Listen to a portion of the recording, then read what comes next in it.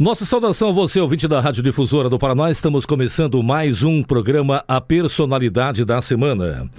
Hoje a Difusora recebe em seus estúdios a doutora Patrícia Peck Pinheiro, ela que é advogada de São Paulo, especialista em segurança digital.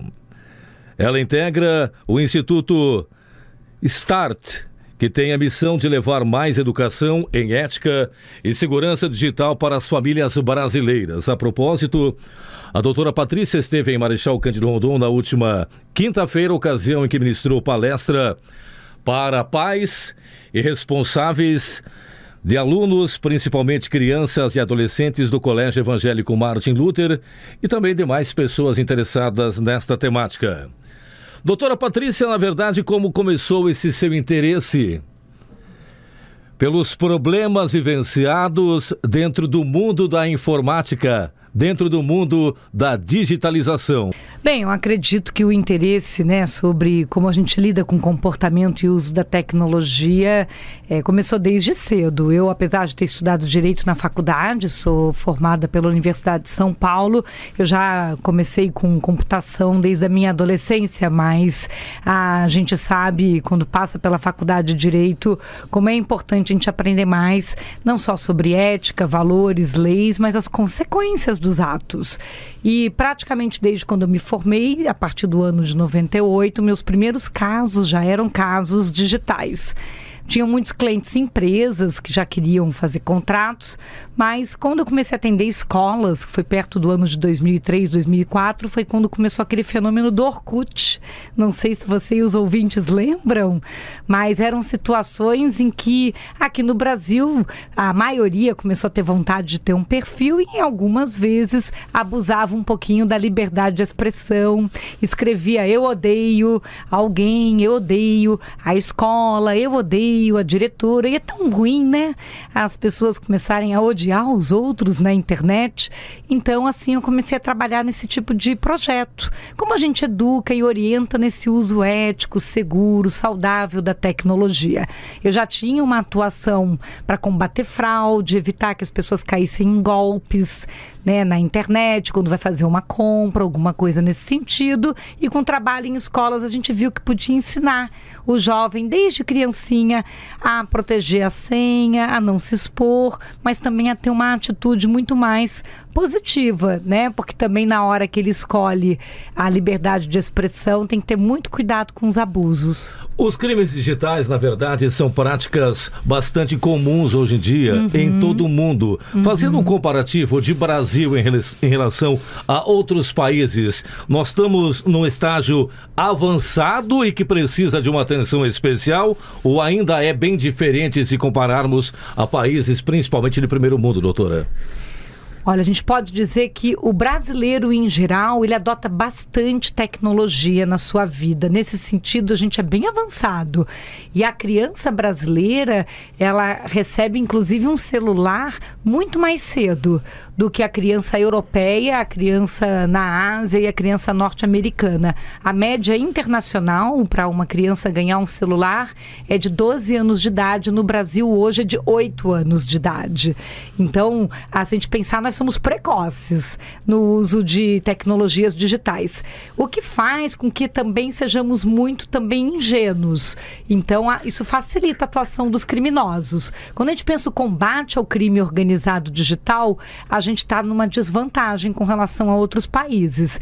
Em que sentido? Na elaboração de leis mais específicas para que a punição dos crimes digitais seja mais elevada e no preparo do aparato das autoridades. A polícia precisa de tecnologia também para combater o bandido digital. Literalmente correr atrás do bandido e pegá-lo com a mão na máquina. E isso é uma forma diferente de fazer a segurança pública. Assim como tem a patrulhinha, que passa na rua tradicional para olhar aquele assaltante que está ali espreitando, a gente precisa de um patrulhamento, monitoramento da internet, que é a grande rua da era digital. E aí a gente precisa de ferramentas. Quais os crimes mais comuns na era digital, doutora? Com toda certeza, a gente está vivendo muitos crimes contra a honra, Entre eles, acho que o número 1, a difamação. né? Um dos números campeões, assim, da internet. Depois a gente tem um problema muito sério de furto de identidade. É alguém se apropriar da identidade de outra pessoa. Recentemente eu mesma tive um parente que conseguiram se apropriar do WhatsApp dele e mandar mensagem para outras pessoas da conta que ele tem relacionamento, pedindo para, se ajuda um dinheirinho, né? Isso acontece como?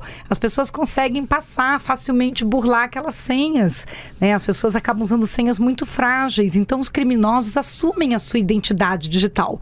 Podem criar uma conta fake no seu nome, numa mídia social, pegar o que seria a sua conta do WhatsApp e assim começam a dar golpe em outras pessoas. Então esse estelionato digital, a falsa identidade, e aí isso cai na fraude. Então primeiro vem crimes contra a honra, em seguida vem a própria fraude mesmo, em dar golpes nas outras pessoas. Depois a gente está adentrando aí nesse fenômeno que beira a questão criminosa, que é da fake news mesmo, que é a disseminação de notícias falsas e que em alguns casos, com toda certeza, já seria considerado, em muitos países já está sendo enquadrado como um ato criminoso também.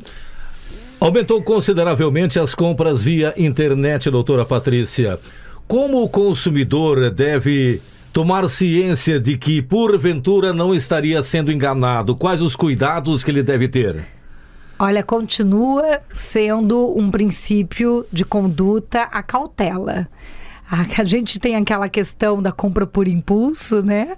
Vamos passar aí pelo fim do ano, as pessoas se empolgam, aquela visão de que um barato sai caro, aquela oferta mirabolante, levantar informações quando você recebe, né, uma dica de um site, uma promoção, um cupom, hoje se espalha muito fácil na internet e você precisa checar, né, fazer verificação. Então esse site, ele tem mecanismos de segurança, ele tem política de privacidade, né? Então o consumidor, ele precisa ser bem informado, ele precisa levantar informações, faça uma pesquisa sobre a loja na internet. Então a compra por impulso, ela tem um lado que a gente sabe que eu tô com vontade de comprar logo, vi uma oferta mirabolante, mas ainda se protege mais quem faz aquela consulta, quem tem um pouco mais de cautela. Ligações telefônicas perguntando identidade, CPF, citando que esta pessoa teria sido beneficiada com algum tipo de sorteio. Como agir nesse momento? Em princípio, se a pessoa já falar primeiro a sua informação, né, e pedir para fazer uma checagem, nós recomendamos que, a não ser que seja algo para evitar uma fraude, você tem que ter muito cuidado ao ficar confirmando informações ou fornecendo pelo telefone. Hoje as pessoas buscam o nome das outras na internet, tem muita informação ao nosso respeito e elas querem confirmar, às vezes, para dar um golpe, né? Com o nome de alguém, um CPF, um RG, endereço, telefone, você pode abrir uma conta, seja num banco, seja emitir um cartão de crédito. Então tem que se ter muito cuidado ao atender por ligação telefônica alguém que você não conhece, de uma empresa que você não conhece. Diga para essa pessoa, me diga o nome da promoção, me diga a empresa, o CNPJ e me dê seu nome e telefone que eu ligo de volta. Ao invés de você já sair confirmando informações, diga que você está sem tempo para dar as informações naquele momento e você vai retornar a ligação. E aí, consulte na internet se aquela promoção realmente existe. Porque se ela existe, vai ter um site, vai ter informações sobre aquela empresa e quando você ligar de novo naquele número, o número vai atender. O golpista, ele normalmente, quando você pede o telefone e o nome dele e diz que vai ligar de volta, ele desliga na sua cara. O fato que mais preocupa, digamos, principalmente os pais, dizem respeito aos crimes contra crianças e adolescentes via rede mundial de computadores. Quais seriam esses principais crimes e quais os cuidados que o pai, as providências que o pai deve adotar, por exemplo, no momento de repassar o seu celular para o seu filho criança ou dar de presente a esta criança um telefone celular? Eu costumo recomendar aos pais, a gente tem 3 faixas etárias para a gente ter bastante atenção hoje, né? Claro que a gente quer que nossos filhos se desenvolvam da melhor forma possível, e a gente está vivendo um mundo digital e tecnológico. A primeira recomendação é, independente de qualquer idade, a criança deve estar sempre supervisionada. E a educação exige exemplo, né? Então, se você vai fornecer qualquer ferramenta, precisa ter uma vigilância parental. Mas o que mais acontece de riscos e incidentes com a faixa etária, que vai, por exemplo, até 8 anos de idade, é eles fazerem uma navegação espontânea e caírem em conteúdo não apropriado para a idade. Então, tem muita exposição que pode acontecer até de cair num site pornográfico, coisas inadequadas para a idade. A partir dos 8 anos de idade até os 12, então são 2 divisões na faixa criança, né? É criança no Brasil pelo ECA, pelo Estatuto da Criança e do Adolescente, artigo 2, o menor até 12 anos incompleto. Falo isso muito para os jovens, se você tem até 12 anos, você é criança. Dos 8 aos 12, eles já estão muito mais autônomos, eles têm bastante conhecimento. Então, eles começam a baixar muitos aplicativos, ter uma conta de e-mail, jogar jogos online. Então, ele interage com um estranho, com uma pessoa desconhecida na internet. Então, o que mais acontece é, na interação com o desconhecido, ele acaba se envolvendo com alguma quadrilha de pornografia infantil. Se essa quadrilha descobre que está lidando com uma criança, ela normalmente navega em ambientes que as crianças frequentam, principalmente os jogos online, e vai pedir uma foto, vai pedir um vídeo, vai pedir para abrir e habilitar a câmera, vai perguntar se está sozinho em casa, vai de repente solicitar um encontro. Então, o assédio a essa criança e ela se expor com imagens, que é a possibilidade dela gerar o nudes espontâneo, por inocência mesmo, é muito alto na faixa dos 8 aos 12. Aí vamos entrar no terceiro público, o adolescente. A partir de 13 anos até os 18, o que mais tem acontecido é o problema do cyberbullying. Como eles já começam a estar praticando e exercendo a liberdade de expressão, é comum ir pro abuso. Se me magoar e irritar, toma lá da cá. E a gente costuma dizer para eles, não faça justiça com o próprio mouse, né? Ou seja, tenha muito cuidado, não é porque de repente você está incomodado com algo que você pode responder dessa maneira. E aí quando chega nesse ponto, pode acontecer também aquelas situações que a gente chama de vingança digital. Ele pode cometer uma vingança digital até nas suas relações emocionais. Então, eles começam a ficar apaixonados e aí, se o outro não corresponde, expor a outra pessoa, fazer mensagens de hater, de ódio, e isso pode ser para um amigo, pode ser para um professor, pode ser para um terceiro que nunca viu. Então, o problema do cyberbullying é normalmente na faixa maior, a partir dos 13, e aí continuam os outros. Continua podendo se envolver com quadrilhas de pornografia infantil, continua podendo ter problema de exposição da imagem, que é o nudes, né? Que é a questão aí que também acomete a todos. Jogos online, onde deveria haver um rigor maior, ou seja, uma maior fiscalização no momento de liberar esse tipo de jogos para determinadas faixas etárias, doutora? Pacheco, você comentou uma coisa muito importante. A maioria das empresas que oferecem algum produto ou serviço na internet, ela coloca a faixa etária recomendada. Algumas pedem data de nascimento para participar. A grande questão no Brasil é: nós somos éticos? Nós estamos atendendo a faixa etária recomendada? Então, isso também é uma questão para a família. O pai e a mãe, fazendo a supervisão, está realmente exigindo que o filho siga aquela idade recomendada? Ou seu filho está praticando falsa identidade, colocando uma data de nascimento diferente da que ele tem para poder estar num serviço online que ele não deveria estar? Seja um jogo, seja uma mídia social. Então, a grande questão da liberdade é o livre-arbítrio e depois a consequência desses atos. Por isso que muitas causas que envolvem incidentes com criança e adolescente, quando para na delegacia e no judiciário, acaba também responsabilizando a família. A questão fake news, um problema sério vivido no mundo. Tem como coibir, proibir e punir esses infratores? Ah, com toda certeza, tem como. O difícil é chegar na origem. Como hoje nós também temos um desafio de que as pessoas tenham uma verificação, elas chequem a origem daquela informação antes de repassar, né? Nós temos que ser mais educados a buscar um conteúdo de credibilidade.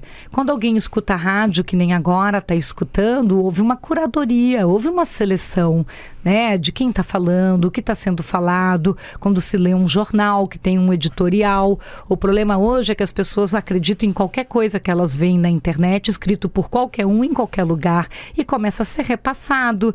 Então, é um problema social. A gente precisa educar em buscar fontes legítimas, fontes confiáveis.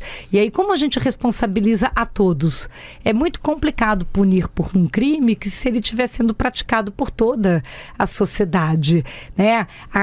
O estudo da criminologia é você punir aqueles que são a exceção. Então, você trabalha muito o combate ao crime num fator educacional e aplica uma punição máxima para aqueles que não seguem as regras. Mas a gente precisa que a maioria siga com a regra. E nesse caso, para combater a fake news, seria inclusive que as pessoas ignorassem aquela informação absurda e não repassassem ela. Mas às vezes elas escolhem justamente o que elas gostariam que fosse verdade, né? E aí vai gerando esse repasse, essa contaminação. Legislação brasileira em relação a esses crimes da tecnologia digital. O Brasil está preparado para melhorar o combate e evitar esse tipo de fraude, esse tipo de crime? Ou tem muita coisa a ser feita, ou a senhora não acredita mais nisso? Não, eu acredito, né? Nós já avançamos com toda certeza, tivemos uma legislação ali 2013 para cá, a legislação de crimes eletrônicos, que até recebeu o nome de Lei Carolina Dickmann na época, mas é pouco ainda. É lógico que quando a gente pensa o combate ao crime, o criminoso está sempre 2 passos na frente, né? Nós precisamos ainda fazer muito mais campanhas públicas para a proteção da população. Se a gente for pensar que todo mundo hoje ganha um celular ainda numa idade infantil, de criança, poderia sim haver uma regulamentação da Anatel que gerasse uma obrigatoriedade que toda empresa fabricante de celular ou operadora de telefonia celular tivesse que fazer campanha obrigatória educativa de uso seguro do celular.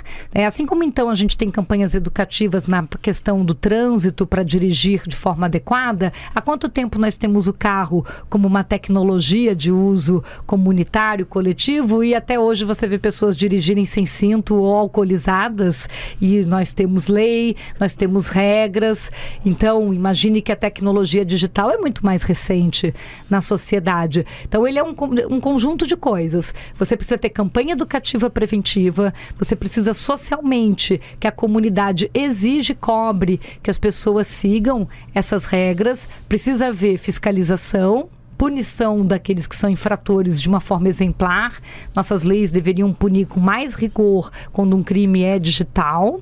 E, logicamente, depois, por último, nós deveríamos, com toda certeza, quando punimos um criminoso digital, pensar, né, que ele deveria também pagar não só com uma liberdade, mas pagar uma multa alta financeiramente para aquele recurso ajudar e contribuir depois com as campanhas educativas, ou seja, trabalhar um ciclo virtuoso. E essas campanhas educativas deveriam partir de quem, doutora? Não tem como começar uma campanha educativa sustentável que não venha a partir do poder público, né? Então, lógico, o poder público ele pode exigir que a iniciativa privada também tenha a aplicação das campanhas, né? Os fabricantes é um exemplo, né? Então, o Marco Civil da Internet já tem uma previsão de campanhas educativas obrigatórias, mas nós não chegamos a executar com eficiência aquela previsão. Então, nós precisamos trabalhar nisso. E, é claro, capacitar, como a gente disse, a autoridade pública com ferramentas tecnológicas para pegar o bandido. Porque senão, no final, a gente não está educando a população para se proteger e, de repente, não estamos prendendo o bandido Então não adianta só fazer a lei puramente e você não educar na prevenção e não punir em termos de fiscalização, a lei pura sozinha não basta. Um dos símbolos, digamos, desses crimes contra o jovem e o adolescente é a questão, por exemplo, da boneca Momo, doutora. Uhum. Bastante conhecida, ela veio num tempo, deu uma parada, começou a circular de novo, ou seja, uma boneca que instigava a criança a se maltratar, a se ferir e, em alguns casos, até procurava fazer com que ocorressem suicídios, como ficou comprovada com o tempo. Como é que surgiu essa ideia? Foi possível investigar como é que surgiu e quais os reflexos desta boneca para o convívio da criança, doutora? O que se observou é difícil chegar na origem completa, porque, como eu disse, o conteúdo dissemina muito na internet, né? Mas a boneca Momo foi utilizada uma imagem que é de uma escultura, né? E a partir dali, depois, um processo de induzimento, assim como aconteceu com a baleia azul. Então você acaba trabalhando sugestões que fazem com que as pessoas que estão assistindo aquilo queiram participar desse desafio, né? São os desafios digitais. Tem muitos. Em alguns casos, hoje a gente até diz, pai, mãe, presta atenção no que as crianças estão vendo de vídeos no YouTube, porque tem muitos vídeos no YouTube de desafios, né, que colocam assim, de comer coisa maluca, de fazer coisa esquisita, e aquela ideia de sabe, se eu tenho coragem, que é que nem comer pimenta, cada hora você quer fazer uma coisa mais forte. Então, exige sim uma vigilância da família, exige, às vezes, você dedicar uma parte do seu tempo para fazer denúncia, né? Tem muitos sites que, se você faz a denúncia, remove aquele conteúdo, mesmo nas mídias sociais. Então, se cada pessoa acha que se o que eu fizer de denúncia não vai dar em nada, e assim as pessoas ficam na inércia e não fazem nada, aí o conteúdo continua no ar e continua se espalhando. Até para que a gente queira recurso, seja para a delegacia local, para a autoridade local, o que atrai a verba pública é a quantidade de denúncias que são feitas. É assim que você afeta o orçamento, né? Se muita gente reclamar, se muita denúncia feita, isso gera o investimento do gestor público para poder resolver aquele problema. Então, assim como acontece de quando a gente pensa praça pública, as pessoas no Brasil acham que a praça pública não é de ninguém, ela não tem dono, ao invés de pensar que todo mundo é dono do espaço público, a internet se tornou também esse ambiente que parece que não é de ninguém, que não tem dono, que ninguém está vigiando, e ao contrário, nós todos e cada um de nós é responsável por vigiar e por garantir a segurança da criança e adolescente. Como advogada, qual o caso mais chocante que a senhora observou envolvendo crimes do sistema digital contra jovens, crianças e adolescentes? Olha, de mais chocante eu não sei. Eu acho que a gente toda hora que acha que viu uma coisa mais chocante, chega uma nova, né? Eu tenho 21 anos que eu trabalho em direito digital, desde 1998. Então, tiveram várias fases. Mas o que me preocupa muito hoje é, como você comentou, né? É a possibilidade de, entre os jovens, devido a talvez uma fragilidade hoje de sentimentos, está muito suscetível ao cometimento do suicídio, né? Então, seja porque esse jovem pode estar vitimado numa situação de ameaça, alguém na internet dizendo, vou publicar uma foto sua, que eu tenho sua pelado, porque o jovem caiu em algum tipo de golpe, e aí a pessoa se vendo nesse drama e com vergonha, de repente chegar nesse momento e a cometer um suicídio. Então, eu acompanhei casos que quando chega em mim como advogada, já normalmente pode ser que já aconteceu, né? Ou seja, a família descobre só depois que aquele jovem já cometeu algo contra a própria vida, né?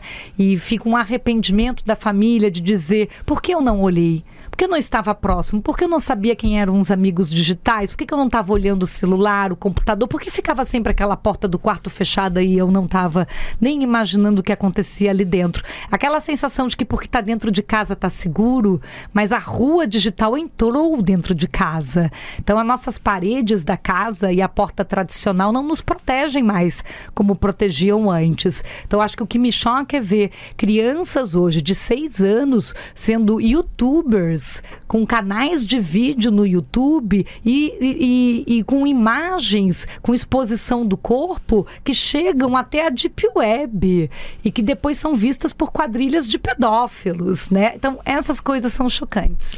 O caso mais complicado, mais complexo que a senhora trabalhou e venceu? Olha, também são perguntas difíceis. Como advogado tem sigilo, né? Eu não consigo dar detalhes de casos. Mas acho que o mais difícil e complexo, né, para falar assim, envolvendo escola, foi um caso em que uma adolescente foi envolvida como se ela tivesse criado uma página falsa com o nome de uma professora, né, estivesse ofendendo essa professora.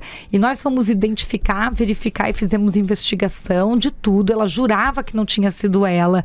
E a gente conseguiu ver que ela estava na aula de natação no mesmo momento dos logs em que foi criada a página e foram mandadas as mensagens daquela professora. O que aconteceu? Ela tinha deixado o celular emprestado com uma amiga e os jovens hoje deixam todas as senhas no automático. E se você deixa seu celular com um colega, ele pode fazer qualquer coisa com seu celular como se fosse você, né?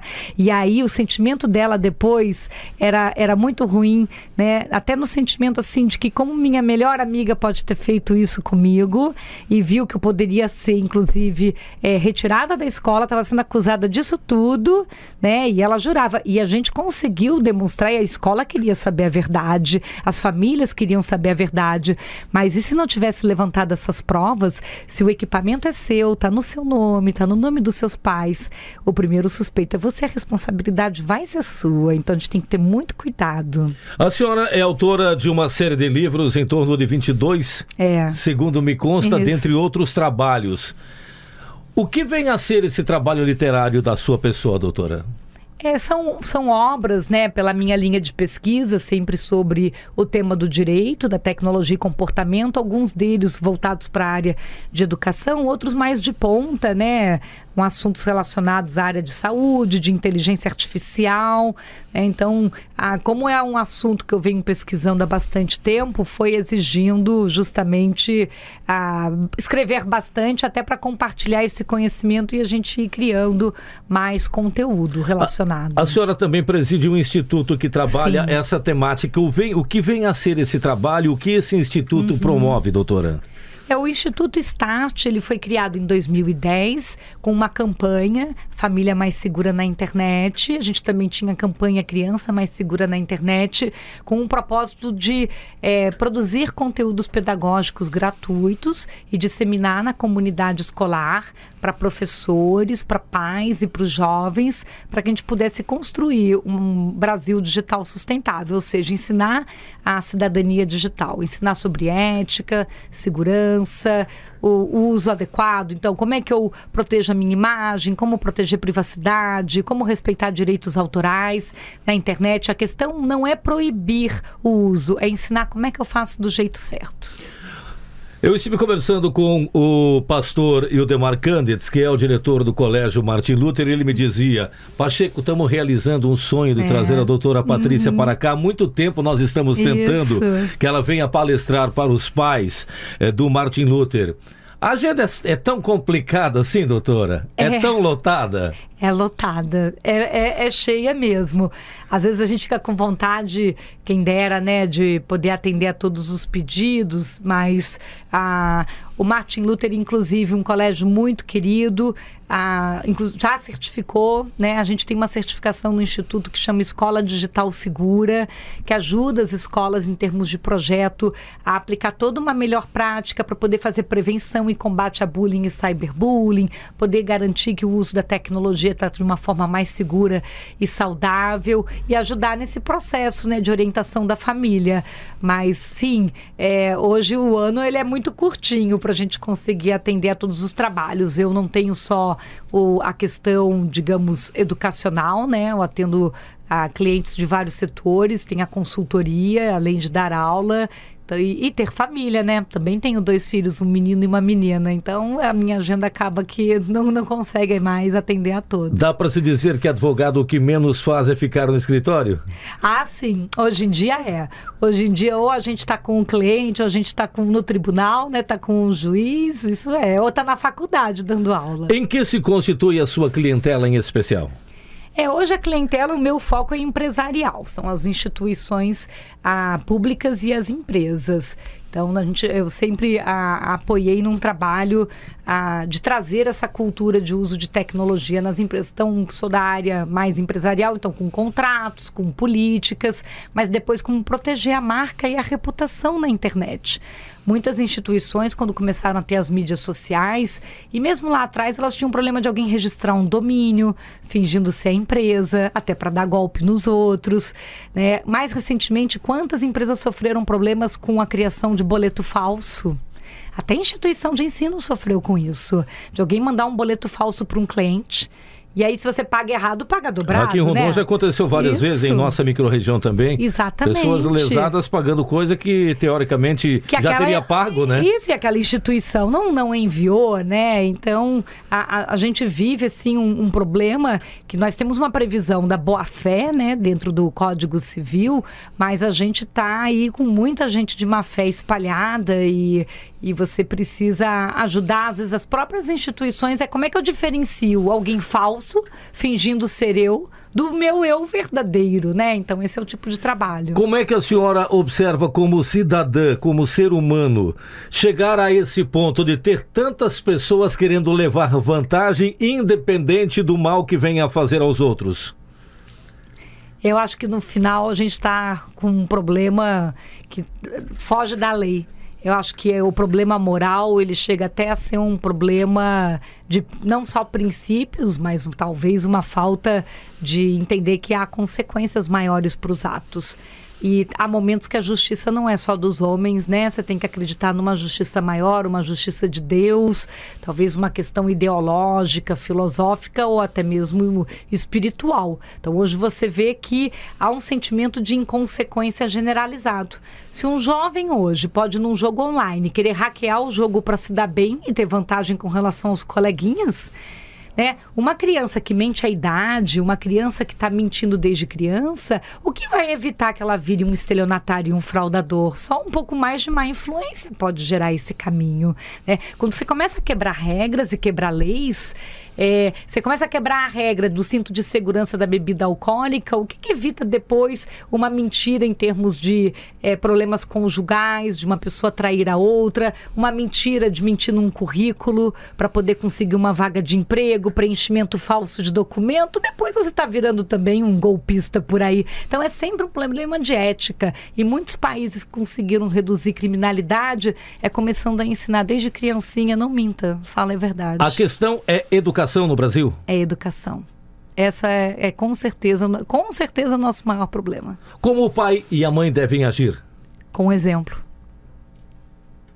Doutora, em relação ao trabalho a ser desenvolvido, a senhora falou que trabalha muito, inclusive, com empresas, com escolas e também com políticos. Uhum. Os políticos estão procurando vocês, profissionais, para ouvi-los sobre o que deve ser feito para tentar melhorar esta nação?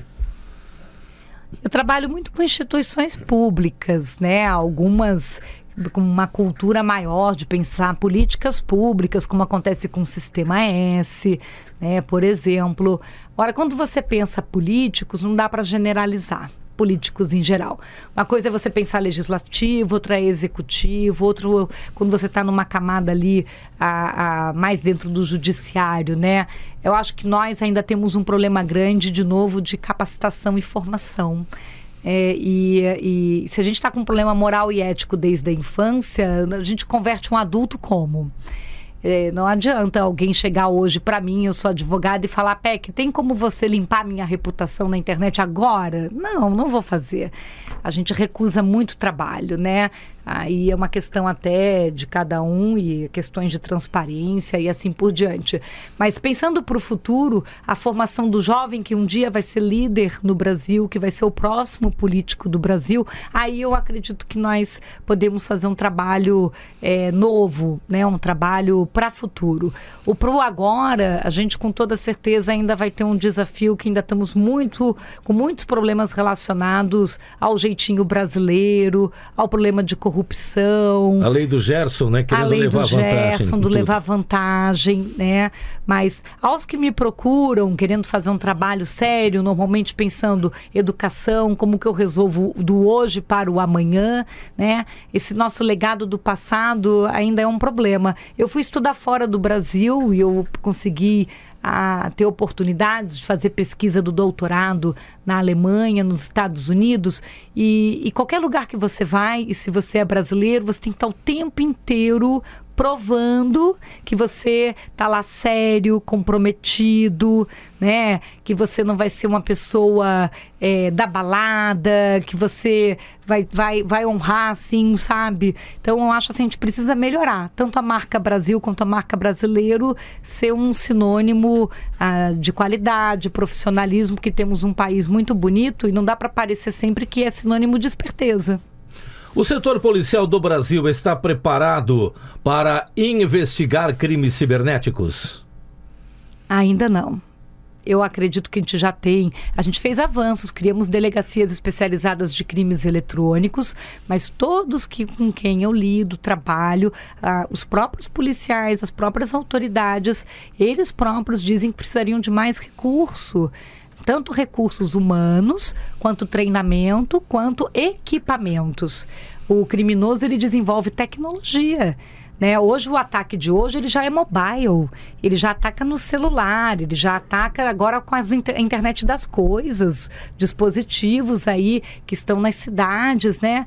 E às vezes aquele equipamento que você tem do policial ainda está na época quase da internet de escada, né? Então a gente precisa realmente ter um investimento maior para avançar. Para o combate ao crime organizado digital, ele exige combater tecnologia com tecnologia. Os bandidos de hoje usam robôs, eles usam já até inteligência artificial, a gente também tem que usar das mesmas armas. Esses problemas inerentes a crimes digitais são exclusividades de grandes centros ou os marginais estão agindo indistintamente em todas as regiões do Brasil? Olha, acho que a maior vantagem do criminoso digital é que ele consegue atacar em qualquer lugar, de qualquer lugar. E isso gera para ele um resultado muito grande. Às vezes, num ataque como de um cupom falso espalhado pelo WhatsApp em época de Black Friday, ataques que aconteceram em 2018 chegaram a alcançar num sábado e domingo assim, facilmente 500 mil pessoas de N municípios, o que faz até aumentar a dificuldade da investigação policial pela quantidade de vítimas pulverizadas, né, e não localizadas, quer dizer, espalhadas pelo Brasil todo. A senhora realiza palestras em várias regiões do Brasil e outras regiões do mundo. Doutora, quais as principais dúvidas que os espectadores, o público tem em termos de dificuldades, aquilo que de fato eles mais procuram saber? Em geral, o espectador vem buscando conhecer mais como ele deveria agir para se proteger. Ele quer aprender mais sobre os seus próprios direitos na internet. Ele está preocupado com o limite entre privacidade e segurança. Muitos espectadores querem também, dentro de casa ou da família, ser mais vigilante, mas tem dúvidas se ele pode ou não supervisionar os equipamentos da família e dos filhos. Então, a gente deixa claro, né, que os pais têm o dever de vigilância pelo artigo 932 do Código Civil, não é nem um direito, é um dever, né? Então, não vai haver um problema relacionado à privacidade. Quando você é pai e mãe, você tem que olhar, tem obrigação.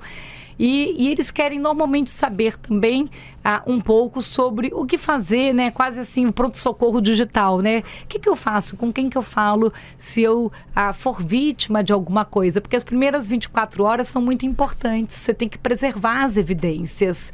E muitas vezes não mexer mais naquele equipamento, fazer o boletim de ocorrência, e pode ser feito em qualquer delegacia, mas muitas delegacias, o próprio profissional que lhe receber pode não estar atualizado sobre aquele tema. Tem umas dúvidas em relação a quem recorrer, a quem denunciar, né, doutora? Exatamente, ainda, né? Tem muitas dúvidas. E aí que o papel do Estado, o ente público, poderia ter mais informação e esclarecimento na internet. Vivemos a era da informação.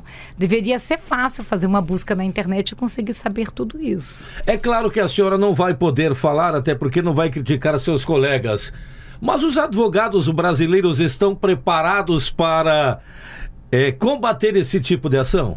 Acho que não é nenhuma crítica dizer que estamos aprendendo. É tudo muito recente, muito novo.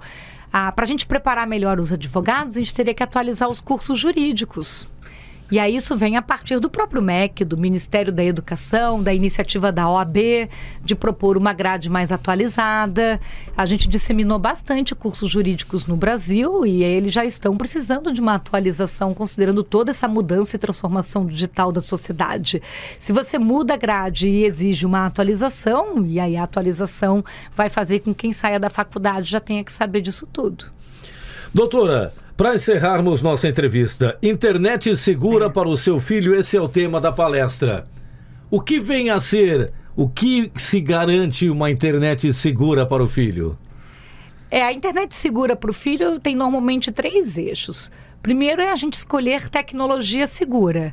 Então, lógico que se você vai ter internet em casa, já deveria estar pensando em colocar antivírus, o firewall, uma senha segura, a senha que você coloca do Wi-Fi não deveria ser uma senha fácil. Então, o gestor da família que cuida da internet de casa tem que aprender um pouco sobre segurança digital para já garantir mais a segurança ali da internet da família. Hoje você tem software de controle parental também para poder colocar, né? Então, começa com usar tecnologias de segurança para garantir uma internet mais segura. Segunda coisa é você fazer com que tenham regras claras. Quem tem criança em casa tem que fazer vigilância, tem que ter um horário, toque de recolher digital, não dá para ficar até altas horas e de madrugada na internet, e tem que saber com quem a criança está falando, né? Aquela história de não pegar carona com estranhos é a mesma coisa na internet. Quem já tem uns adolescentes pode dar um pouco mais de liberdade, mas criança é sempre supervisionada. E por último, né, como a gente fala, se você tem regra, segue a regra, o exemplo vem sempre de cima. Pai e mãe também tem que dar o exemplo. Doutora, muito obrigado por sua presença na Difusora. Foi um prazer conversar com a senhora. Obrigada. E assim encerramos mais um programa Personalidade da Semana. Hoje a nossa entrevistada, a doutora Patrícia Peck Pinheiro, ela que é de São Paulo. A todos que estiveram conosco, muito obrigado e até uma próxima, se Deus quiser.